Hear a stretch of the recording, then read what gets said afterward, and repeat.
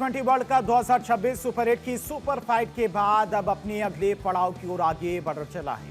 भारत ने वेस्टइंडीज पर धमाकेदार जीत दर्ज कर सेमीफाइनल में अपनी जगह बना ली है और भारत की इस जीत के नायक संजू सैमसन रहे, जिन्होंने 50 गेंदों पर नाबाद 97 रनों की पारी खेलकर T20 वर्ल्ड कप के इतिहास में भारत के अब तक के सबसे बड़े रन चेस को सफल बना दिया। जिस तरह का स्कोर खड़ा किया था वेस्टइंडीज में, उसमें संजू सैमसन की भूमिका सबसे ज्यादा अहम रही। कल के मुकाबले में बुमराह ने 4 ओवर में 36 रन देकर 2 विकेट हासिल किए, तो वहीं हार्दिक और वरुण को एक एक विकेट मिला। अक्षर पटेल ने किफायती गेंदबाजी की, मगर उनके खाते में कोई भी विकेट नहीं गया।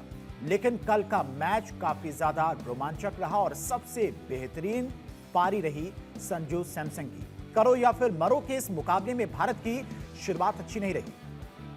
अभिषेक शर्मा 11 गेंदों पर 10 रन बनाकर आउट हो गए, जबकि ईशान किशन 10 रन ही बना सके।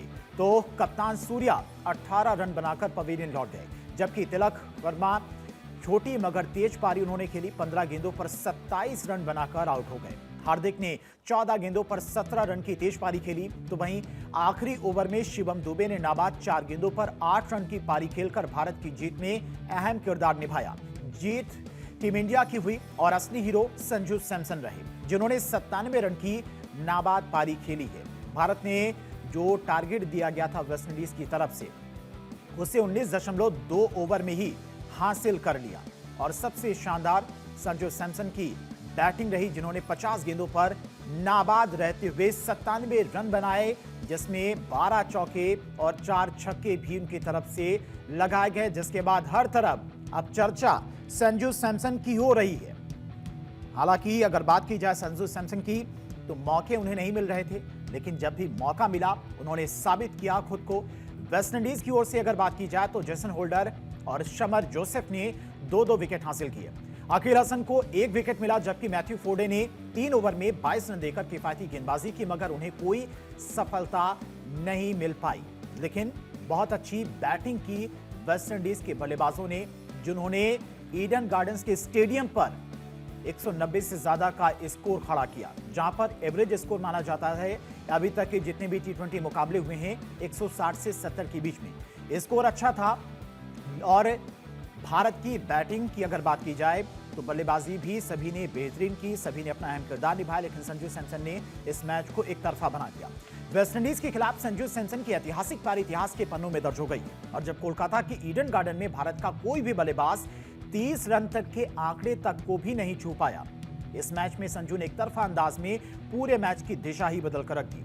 12 चौके 4 छक्कों की मदद से 194 के स्ट्राइक रेट से 97 रन की नाबाद पारी खेली। मैच के बाद में प्लेयर ऑफ द मैच का अवार्ड लेते समय सैमसन की आंखें नम थी। उन्होंने कहा कि ये मेरे लिए पूरी दुनिया जैसा है, और जब से क्रिकेट खेलना शुरू किया है, देश के लिए खेलने का सपना देखा। मैंने इस दिन का इंतजार किया था और मेरे करियर में उतार चढ़ाव रहे। कई बार खुद से सवाल किया कि क्या मैं सफल हो पाऊंगा, लेकिन विश्वास नहीं छोड़ा। भगवान का शुक्र है कि आज का दिन मुझे देखने को मिला। सैमसन ने माना कि उन्होंने सीनियर प्लेयर्स से काफी कुछ सीखा है। उन्होंने बताया कि वो करीब 10 साल से राष्ट्रीय टीम के आसपास रहे हैं और इस दौरान विराट कोहली और रोहित शर्मा जैसे दिग्गजों को करीब से देखा है। उन्होंने कहा कि मैंने भले ही 50 से 60 मैच खेले हूं, लेकिन करीब 100 मैच डगआउट से देखे हैं। बड़े प्लेयर मुश्किल हालात में कैसे मैच खत्म करते हैं, मैंने ये देखा है। इससे मुझे बहुत कुछ सीखने को मिला है। और सैमसन ने बताया कि पिछला मैच अलग था, जहां पर टीम पहले बल्लेबाजी कर रही थी, इसीलिए शुरुआत से आक्रामक खेलना था, लेकिन इस मुकाबले में विकेट गिर रहे थे, इसीलिए उन्होंने साझेदारी बनाने पर ध्यान दिया। और चलिए संजू सैमसन की पारी की तो बात करेंगे ही, साथ ही साथ किस तरह से अब अगला मुकाबला इंग्लैंड के साथ में भारतीय टीम का होने वाला है। उस मुकाबले में क्या कुछ रणनीति टीम इंडिया को अपनानी चाहिए, कैसे अपनी बैटिंग ऑर्डर को और मजबूत करना चाहिए, बॉलिंग अटैक में क्या कुछ बदलाव होने चाहिए, इसको लेकर भी चर्चा करते हैं। हमारे साथ में अनुज मिश्रा खेल पत्रकार हैं, लगातार T20 वर्ल्ड कप को पूरी तरह से कवर भी कर रहे हैं, और फूलचंद शर्मा क्रिकेट एक्सपर्ट हैं, वो भी हमारे साथ जुड़ गए हैं। अनुज, सबसे पहले चूंकि आपके पास आना चाहेंगे, कल भी हम लोग चर्चा कर रहे थे संजू सैमसन की पारी को लेकर, जैसे ही मैच खत्म हुआ, और संजू सैमसन की पारी वाकई में बहुत दमदार थी, शानदार थी, और संजू सैमसन ने अपनी जगह खुद बनाई है। अब सोचिए, शुरुआती मुकाबले में अभिषेक शर्मा जब बीमार थे, उन्हें बाहर किया गया था, उसकी बदौलत संजू सैमसन को जगह मिली थी। यानी कि फिक्स नहीं था कि उन्हें खिलाया जाएगा, लेकिन उन्होंने अपनी जगह खुद बनाई और जब उन्हें मौका मिला तो अपना उन्होंने प्लेइंग 11 में नाम भी पक्का कर लिया कि अगले मुकाबले में उनका खेलना तय है। जी बिल्कुल धीरेन्द्र, पर ये बात ये भी आती है कि संजू सैमसन को न्यूजीलैंड के दौरे पे भी बहुत सारे मौके मिले थे और वहां पे वो अच्छा प्रदर्शन नहीं कर पाए थे, इसलिए वो प्लेइंग 11 में नहीं थे। बट जब उन्हें दोबारा टी20 वर्ल्ड कप में मौका मिला तो मुझे पर्सनली ऐसा फील होता है कि उन्होंने वो फॉर्म रीगेन अपनी कर ली है और इसीलिए अब अगर वो खेलते रहेंगे तो इंडियन टीम के लिए बहुत अच्छा रहेगा कि अगले 2 मैच में भी, क्योंकि वो इन फॉर्म है, तो वो अगले 2 मैच में भी बहुत हेवीली कंट्रीब्यूट करेंगे। और जैसे मैंने पहले भी बोला था कि उनको आपको फर्स्ट राउंड पे भेजना है, वो अपने आप को प्रूव करें कि वो ओपन कर सकते हैं। कल उन्होंने अपने आप को प्रूव कर दिया कि एज अ ओपनर जो उन्होंने पारी खेली है, उन्होंने तेज भी खेला, उन्होंने सिंगल डबल्स भी निकाले, उन्होंने ग्राउंडेड शॉट्स भी मारे। ऐसा नहीं कि वो हमेशा हवा में ही मार रहे थे, रिस्की शॉट्स ही मार रहे थे। तो उन्होंने समझा कि उनका रोल क्या है, अगर वो टिके हुए हैं तो उन्हें एंड तक क्रीज पे बने रहना है, क्योंकि नए बल्लेबाज के लिए आके मारना शॉट मुश्किल होता है। तो वो चीज भी उन्होंने बखूबी देखी कि उन्होंने अपनी जिम्मेदारी उसको समझा, एक सीनियर प्लेयर की तरह खेला, एक सीनियर प्लेयर की तरह उन्होंने खेला, उन्होंने अपनी विकेट गंवाई नहीं। और उन्होंने मैच विनिंग के बाद, मैच जीतने के बाद उन्होंने कहा भी कि काफी ज्यादा सीनियर खिलाड़ियों से उन्होंने बहुत कुछ सीखा है। उन्होंने कहा कि 50 से 60 मैच भले ही मैंने खेले हैं, लेकिन 100 मैच वो डगआउट में बैठकर देखते थे अपने सीनियर्स को कि किस तरह से रोहित शर्मा, विराट कोहली खेलते थे, मैच को फिनिश करते थे। बिल्कुल, 2020 में आईपीएल के दौरान मैं जब आईपीएल कवर कर रहा था तो संजू की मैंने एक पीसी अटेंड करी थी। तब मैंने उनकी पीसी में उन्होंने मेरे को, मतलब सबको यही बताया था कि कैसे वो टीम में नहीं भी होते हैं तो वो मैचेस देख रहे होते हैं। विराट कोहली को उन्होंने बताया था कि विराट कोहली से उन्होंने बहुत कुछ सीखा है और आईपीएल में तो आपको बात भी करने का मौका मिल जाता है। मान लो राजस्थान और आरसीबी का मैच हुआ तो आफ्टर मैच आप सीनियर प्लेयर से बात कर सकते हो। तो उन्होंने ये भी दिखाया था कि विराट ने उन्हें यही बताया था कि उन्हें काम करते रहना है, टीम में वो आ रहे हैं नहीं आ रहे हैं ये चीज उन्हें नहीं देखनी है। और उसके बाद भी ऐसा नहीं है कि वो तुरंत टीम में आ गए। 2020 के बाद आज 26 आ गए, 21, 22, 23, 24, 25, कभी अंदर कभी बाहर, जस्टिस फॉर संजू सैमसन, हमेशा ये चलता रहता था, हम सब जानते हैं। तो कम से कम ये है कि आज कल के इनिंग्स के बाद उन्होंने अपनी टी20 में तो जगह बना ली है। अभी वो 31 ईयर्स के हैं, अगर वो ओडीआई में भी ऐसा प्रदर्शन कर सकते हैं तो 2027 वाला वर्ल्ड कप ज्यादा दूर नहीं है धीरेन्द्र। फुलचंद सर, एक ऐसे प्लेयर की कमी खल भी रही थी इस बार के टी20 वर्ल्ड कप में कि जो मिडिल ऑर्डर में आकर बैटिंग करे, और अगर शुरुआत में बैट्समैन लड़खड़ाते हैं, विकेट धड़ाधड़ गिर जाते हैं, तो मिडिल ऑर्डर में आकर एक ऐसा बैट्समैन है जो पारी को संभाले और मैच अगर हार रही टीम इंडिया तो एक अच्छा स्कोर चेज करने में सफल रहे, टिक कर खेले। और वो प्लेयर मेरे हिसाब से संजू सैमसन सबसे मुफीद इस वक्त दिखाई दे रहे हैं। एक तरह से कहें तो वो खोज भी पूरी हो गई इस टी20 वर्ल्ड कप में। सबसे बड़ी बात क्या है, संजू सैमसन प्लेयर बहुत अच्छे हैं, स्किल वाइज भी अच्छे हैं और पहले भी उन्होंने काफी अच्छी पारियां खेली हैं। पता है कि हमारे इंडिया में होता क्या है कि अगर एक पारी कोई बंदा अच्छी खेल देता है तो फिर उसको नाम बहुत जल्दी, उसको बड़े लंबे लंबे ख्वाब देखने लग जाते हैं। और वो है जैसे अभिषेक शर्मा ने इतनी काफी अच्छी बैटिंग करी, उसके बाद में फ्लॉप चल रहे हैं तो उसकी क्या नाम आलोचनाएं हो रही हैं। ठीक है, संजू सैमसन ने कल बहुत अच्छी पारी खेली है और इंडिया को जरूरत थी और अच्छे बैट्समैन है, लेकिन देखिए ये कंटिन्यू करना पड़ेगा। अब देखिए ना कि वो कंटिन्यू नहीं कर पा रहे हैं, बीच बीच में कभी वो आउट हो रहे हैं, फिर एक स्कोर बना रहे हैं। तो संजू सैमसन ने भी बहुत दिनों बाद में एक अच्छी पारी खेली है और उस टाइम पे खेली इंडिया को जरूरत है। प्लेयर बहुत अच्छे हैं, लेकिन देखिए इंडियन टीम में बेंच स्ट्रेंथ बहुत लंबी है, आपको कंटिन्यू रन बनाने पड़ेंगे, तब हम उनको लंबे ख्वाब देख सकते हैं उनको इंडियन टीम में रखने के लिए। लेकिन फुलचंद सर, एक ऐसी पारी खेलने के बाद एक अंदर से कॉन्फिडेंस भी आ जाता है। अगर आप नहीं चलते हैं तो आपके अंदर ये चलता रहता है, मेरी बैटिंग अच्छी नहीं चल रही है, कॉन्फिडेंस आपका डाउन रहता है, एक प्रेशर भी रहता है, मेंटली प्रेशर, लोगों का प्रेशर कि आपसे लोगों को बहुत ज्यादा उम्मीदें हैं। लेकिन जब आप इतनी बेहतरीन पारी खेल देते हैं तो कॉन्फिडेंस भी आपका बढ़ जाता है, तो उस वजह से भी आपकी बैटिंग काफी अच्छी हो जाती है। इसका भी तो कुछ असर होता होगा। हाँ देखिए, जब देखिए कोई भी किसी भी बैट्समैन का डाउनफॉल आता है उसके बाद में सडन नहीं हो कि इतनी अच्छी पारी खेलता है जो जिस टाइम उसको टीम को जरूरत होती है, तो कॉन्फिडेंस लेवल बढ़ता है उसका। देखिए जब ईशान किशन ने स्टार्टिंग करा था इस वर्ल्ड कप का तो उन्होंने देखिए 2-3 बहुत ही बेहतरीन पारी खेली, लेकिन पिछले 2 मैचों से नहीं चल रहे हैं। तो ये देखिए प्लेयर का अप डाउन होता रहता है, लेकिन देखिए कंटिन्यूटी बहुत जरूरी है। और इस जो पारी इन्होंने कल खेली है उस पारी से बहुत मजबूती मिलेगी और देखिए बहुत अच्छे प्लेयर हैं वो, उनकी लाइफ जो बहुत अच्छी है अगर वो कंटिन्यू करते हैं तो। अनुज, अगर संजू सैमसन के रन कल हटा दिए जाए, 97 रन की जो उनकी पारी थी, तो बाकी के बैट्समैन 100 रन, अगर पूरी टीम मिला दिया जाए तो 100 रन ही बना पाई पूरी की पूरी टीम। इसीलिए धीरेन्द्र, इसलिए मैंने कल कहा था कि हम कहीं ना कहीं जीत गए हैं, इसलिए हमें गलतियां नहीं दिख रही हैं। मैं आज भी बोलूंगा कि हम एक प्लेयर पे बहुत ज्यादा डिपेंडेंट हो रहे हैं। हर बार एक प्लेयर ही चल रहा है। आप देखिए, तो यूएसए के साथ सूर्य कुमार यादव, पाकिस्तान के साथ ईशान किशन, साउथ अफ्रीका के साथ कोई भी नहीं चला तो हम मैच ही हार गए। फिर जिम्बाब्वे के साथ सबने अच्छा खेला, बट जो पक्की पक्की टीम है उनके साथ हमारे एक प्लेयर ही चल रहे हैं। अब कल अगर आप संजू सैमसन के 97 हटा देंगे तो उसके, और वो 50 बॉल में है, तो आपको 50 बॉलें भी हटानी पड़ेंगी। तो मतलब अगला कोई अगर उसको मारने आता तो उसे भी वो 50 बॉल में ही मार रहे हैं 97। ऐसा नहीं है कि वो टिक के 70-80 बॉल में मार लेगा। इसीलिए वो मैं बता रहा हूँ कि वो इनिंग्स इतनी अच्छी है कि वो कम गेंदों में भी मारी गई है। तो आपने पहला ओवर भी खेला, आपने आखिरी ओवर भी खेला मैच का, आप टिके भी रहे, आपने 50 बॉल में 97 भी मार दी, करीब करीब 200 की स्ट्राइक रेट से। तो आपने कंप्लीट बैट्समैन अपने आप को दिखाया है। आपने तेज भी खेला, आपने स्लो भी खेला, आपने ग्राउंडेड शॉट्स भी मारे, आपने हवा में भी मारा, अब आउट भी नहीं हुए, आप नॉट आउट भी रहे। तो ये चीज बहुत बहुत इंपॉर्टेंट पारी थी। बट एक ऐसी पारी नहीं खेलनी चाहिए, ऐसे और प्लेयर्स को भी खेलनी चाहिए। सपोर्ट पूरे प्लेयर, सारे प्लेयर्स का रहना चाहिए। और इससे क्या होगा ना कि हम किसी एक पे डिपेंडेंट नहीं होंगे। जैसे हम इतने डिपेंडेंट थे अभिषेक पे अच्छी शुरुआत के लिए कि हमारे आप सबकी डिबेट का एक सेंटर पॉइंट हमेशा रहता था कि आप बताइए अभिषेक सेंचुरी मारेंगे, अभिषेक 50 मारेंगे, अभिषेक क्या हमें अच्छी शुरुआत देंगे। पर अब संजू भी हमें अच्छी शुरुआत दे सकते हैं। अब ईशान किशन भी है हमारे पास। अब तिलक वर्मा फॉर्म में आ गए हैं तो वो फिनिशिंग अच्छा कर सकते हैं अगर वो वन डाउन खेलने नहीं आ रहे हैं, क्योंकि वो जगह ईशान किशन ने ले ली है। तो ये जरूरी था हमारे लिए। इसलिए साउथ अफ्रीका वाली जो हार थी वो कहीं ना कहीं हमारे लिए ब्लेसिंग इन डिस्गाइज थी कि अगर हमें एक मैच हारना है वर्ल्ड कप का तो वो फाइनल ना हारे हम। वो अच्छा हुआ हम सुपर 8 में हार गए। धीरेन्द्र, फूलचंद सर, कप्तान सूर्य कुमार यादव की कप्तानी पारी इस बार की T20 वर्ल्ड कप में देखने को नहीं मिल पा रही, बहुत ज्यादा मिस कर रहे हैं लोग।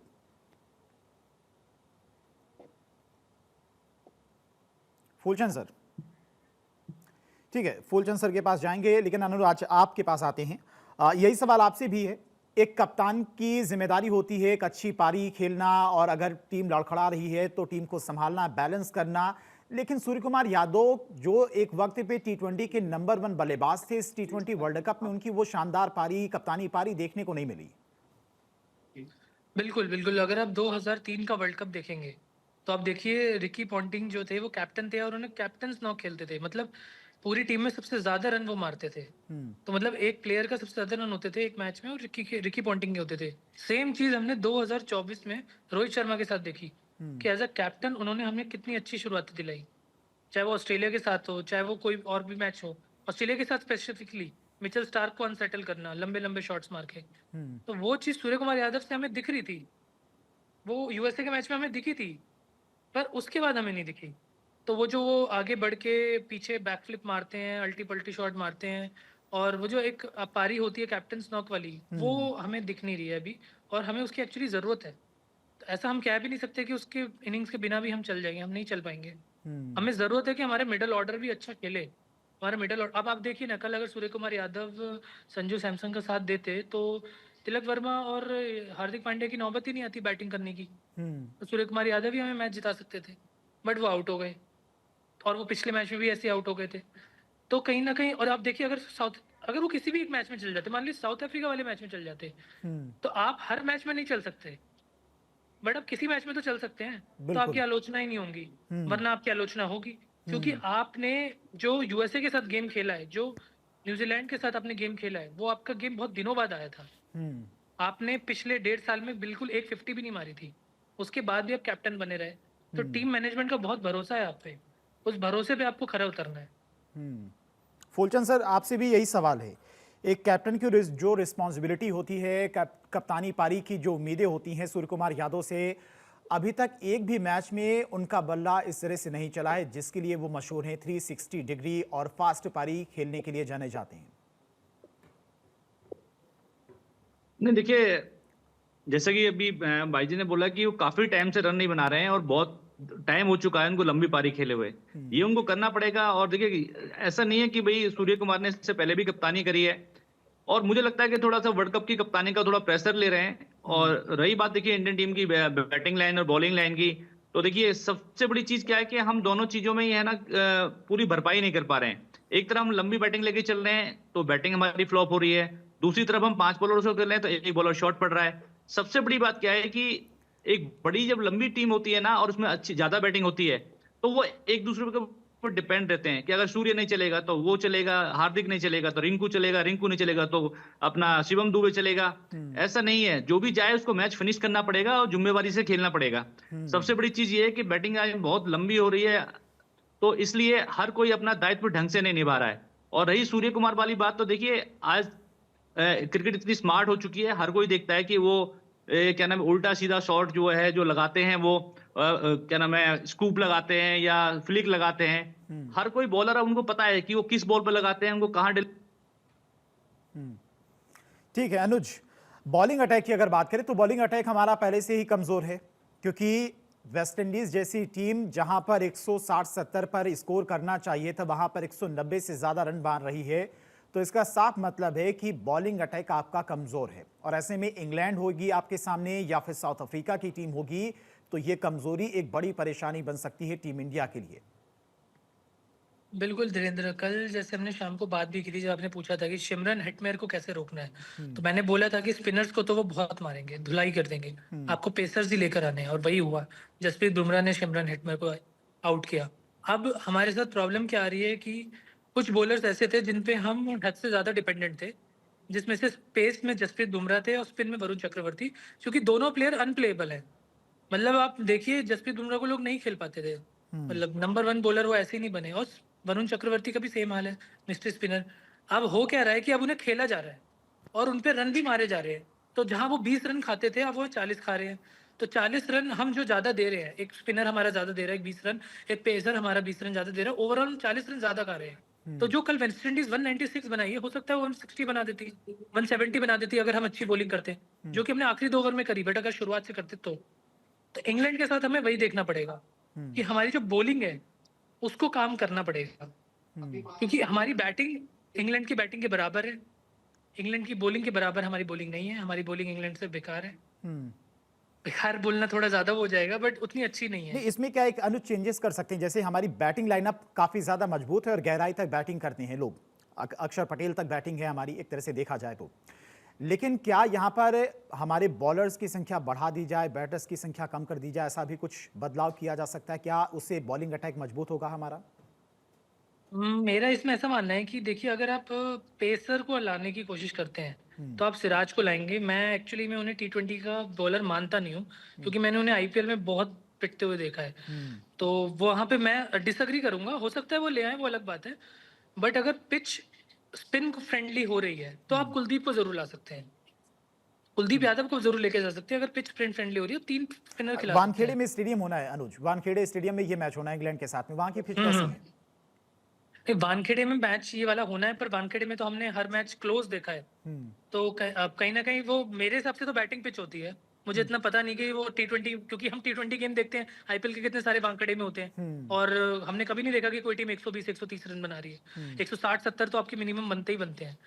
तो मैं पर्सनली इस ओपिनियन में हूँ कि मैं मोहम्मद सिराज को तो नहीं खिला सकता, क्योंकि मैंने उन्हें T20 में बहुत पिटते हुए देखा है। बट अगर कोई और हमारे पास बॉलर है तो वो फिर स्पिनर में कुलदीप ही बचते हैं, क्योंकि पेसर में तो हमारे पास हर्षदीप सिंह और जसप्रीत बुमराह ही हैं। तो बॉलिंग में जो एक चेंज मुझे ये दिखता है वो ये दिख सकता है कि आप कुलदीप को ले आए, इससे अलावा मुझे और कोई चेंज नहीं दिखता है। ये मेरा पर्सनल सजेशन है। ठीक है, फूलचंद सर आपके पास आएंगे। अब इंग्लैंड से अगला मुकाबला है, बॉलिंग अटैक कैसे मजबूत होगी टीम इंडिया की? देखिए एक ही ऑप्शन है कुलदीप, कुलदीप के अलावा हमारे पास कोई ऑप्शन नहीं है। हमें एक बैट्समैन कम करके कुलदीप को खिलाना चाहिए। और देखिए जो वानखेड़े की पिच जो है वो स्पिनर को हमेशा से ही मदद करती है, और बैटिंग विकेट होता है वहां का, और फास्ट बॉलरों के लिए इतना सब कुछ है नहीं।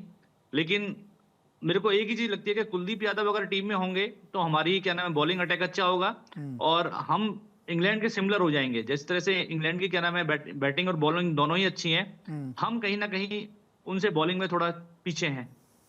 लेकिन कुलदीप के लिए कुर्बानी कौन देगा? कौन टीम से बाहर जाएगा अगर कुलदीप को अंदर करते टीम में? देखिए कुर्बानी तो किसी ना देखिए देनी ही पड़ेगी। अगर इंडिया को आप फाइनल खेलते हुए देखना चाहते हैं तो ये तो कप्तान को कोई ना कोई ऐसा क्या नाम है फैसला लेना पड़ेगा कि भाई कुलदीप किसी भी तरह टीम में आए।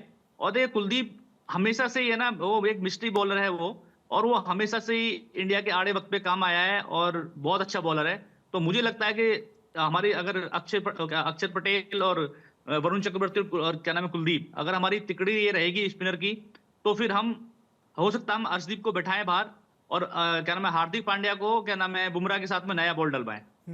एग्री करते हैं अनुज इससे, अगर अक्षर पटेल को बाहर करके उनकी जगह पर कुलदीप को खिलाया जाए, क्योंकि सबसे सीनियर खिलाड़ियों में बात की जाए तो इस वक्त जसप्रीत बुमराह और कुलदीप यादव हमारे पास दो प्लेयर ऐसे हैं जिनको एक अच्छा खासा अनुभव है सभी पिचों का। वानखेड़े की स्टेडियम की पिच की बात करें तो वहां पर स्पिनर्स के लिए काफी ज्यादा मुफीद है वो पिच।